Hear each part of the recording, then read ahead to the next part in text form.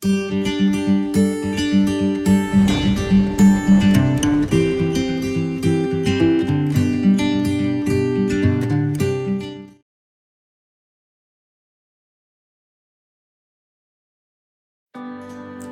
Friends, मैं doctor Kajal Mangukiya, gynaecologist, obstetrician and IVF specialist from Orchid hospital and IVF centre Surat.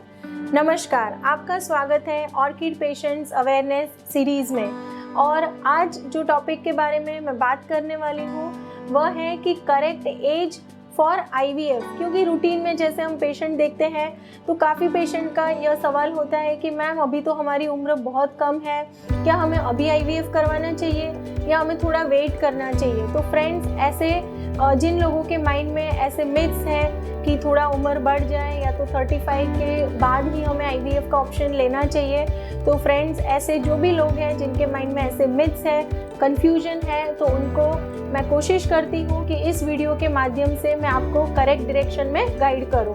So first मैं आपको बताना चाहती हूँ कि जैसे आप देख सकते हो कि यह जो पिक्चर है फीमेल रिप्रोडक्टिव सिस्टम का, यह यूट्रस है, दोनों बाजू के फैलोपियन ट्यूब्स हैं, दोनों बाजू के ओवरीज है, this is a cervix and this is a vaginal space.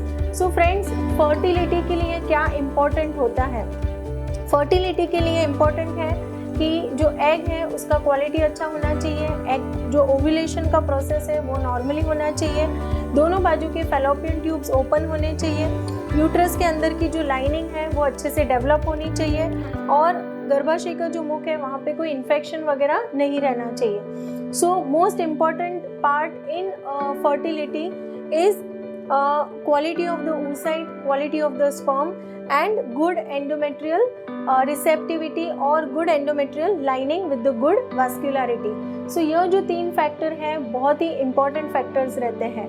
So यदि कोई पेशेंट है कि जिनमें oocyte रिजर्व कम है, यानी कि एज उनका फॉर एग्जांपल 30 इयर्स है, लेकिन उनके जो एंट्रल फॉलिकल काउंट हम बोलते हैं या तो उनका AMH का वैल्यू थोड़ा कम है, बेसिकली पुअर ओवेरियन रिजर्व है, तो यह पेशेंट को भले ही उनकी उम्र 30 इयर्स है लेकिन आईवीएफ द्वारा उनको जल्द ही रिजल्ट ले सकते हैं। क्योंकि अगर वो डिले करते हैं, मे बी 3-4 इयर्स जाने देते हैं डाउन द लाइन, जो ओवेरियन रिजर्व है वो और कम होने वाला है। बिकॉज कोई भी मेडिसिन है या तो कोई भी डॉक्टर आपको गाइड करेंगे तो हम एग्स का जो क्वांटिटी है, एग्स की जो नंबर्स है वह बढ़ा नहीं सकते हैं, उसकी जो क्वालिटी है वह हम मेडिकेशन वगैरह से इम्प्रूव कर सकते हैं। सो फ्रेंड्स, अगर 30 इयर्स के एज पे अगर यहाँ पे oocyte की संख्या कम है यानी कि पुअर ओवेरियन रिजर्व है तो हमें 35 तक वेट नहीं करना है। क्योंकि अगर आप ज़्यादा समय लेते हो, ज़्यादा वेट करते हो तो अपने पास ऐसा समय आ जाएगा कि आपके जो एग्स हैं उसकी संख्या ऑलमोस्ट नील हो सकती है और उसके बाद आपको डोनर oocyte का ऑप्शन लेने की ज़रूरत पड़ सकती है। दूसरे जो फैक्टर्स हैं कि जैसे PCOD पेशेंट है जिसमें एनओव्यूलेटरी साइकिल है, ओव्यूलेशन में प्रॉब्लम आ रही है, तो ऐसे पेशेंट को भी IVF ट्रीटमेंट से सक्सेस मिल सकता है। दूसरे पेशेंट जैसे ट्यूबल फैक्टर्स जो है, यानी कि अगर दोनों बाजू के फैलोपियन ट्यूब्स ब्लॉक है और जिसकी वजह से बहुत ज़्यादा चांसेस होते हैं इनफर्टिलिटी के, या तो इन केस प्रेगनेंसी कंसीव होता है तो एक्टोपिक प्रेगनेंसी रुकने का, यानी कि फैलोपियन ट्यूब के अंदर बच्चा रुक सकता है और वह एक पेशेंट के लिए बहुत ही डिफ़िकल्ट सिचुएशन हो जाता है। सो फ्रेंड्स, अगर आपके दोनों फैलोपियन ट्यूब्स ब्लॉक है तो आपको ज़्यादा समय नहीं लेना है और अगर आप यंग एज है फिर भी आप आईवीएफ का ऑप्शन ले सकते हो। दूसरे जो पेशेंट है जैसे यूट्रस के अंदर बाइकॉर्नियड यूट्रस है, यूनिकॉर्नियड यूट्रस है और सेप्टम वगैरह है, तो सेप्टोप्लास्टी वगैरह का ऑप्शन लेके वह ट्रीटमेंट करवा के आप फर्दर फर्टिलिटी ट्रीटमेंट करवा सकते हैं। दूसरे पेशेंट है जिसमें एडेशंस है, साइनिके है, यूट्रस के अंदर जाले बन गए हैं, सो यह सब फैक्टर्स हो सकते हैं इनफर्टिलिटी के लिए। तो जो भी प्रॉब्लम है, जो भी कॉज है इनफर्टिलिटी का, उसका ट्रीटमेंट करके फिर अगर oocyte क्वालिटी पुअर है, एग्स की संख्या कम है या तो सीमेन एनालिसिस बहुत ही इम्पॉर्टेंट रहता है। क्योंकि ऑलमोस्ट नाउअडेज हम जो पेशेंट देख रहे हैं उसमें ऑलमोस्ट 60% केसेस जो है जिसमें मेल इनफर्टिलिटी रहता है। सो अगर हस्बैंड के सीमेन में काउंट कम है, मोटिलिटी कम है, मॉर्फोलॉजी पुअर है, तो ऐसे पेशेंट को भी ज़्यादा समय वेट करने की ज़रूरत नहीं है, क्योंकि हम लोग एक्स्ट्राऑर्डिनरीली सीमेन एनालिसिस में कोई इम्प्रूवमेंट नहीं देख सकते हैं। हालांकि फॉर एग्जांपल 5 मिलियन काउंट है तो वह जाके एटलीस्ट 8 to 10 मिलियन तक आ सकता है। मोटिलिटी जो है 10% है तो वह 20 to 25% तक आ सकती है।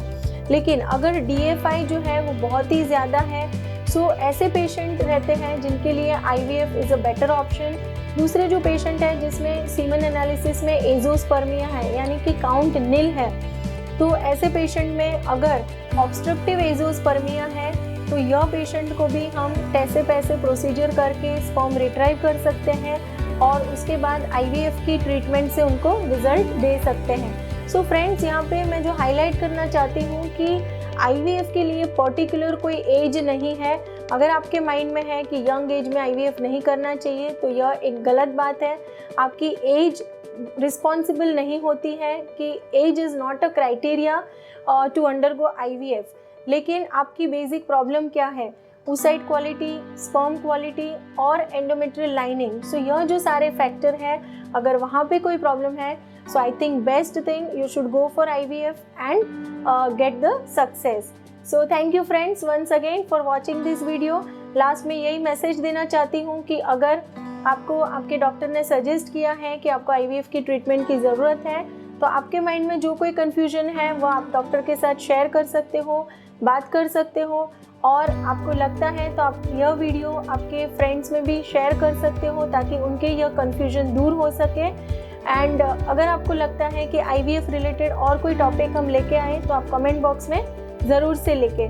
Thank you friends once again for watching this video.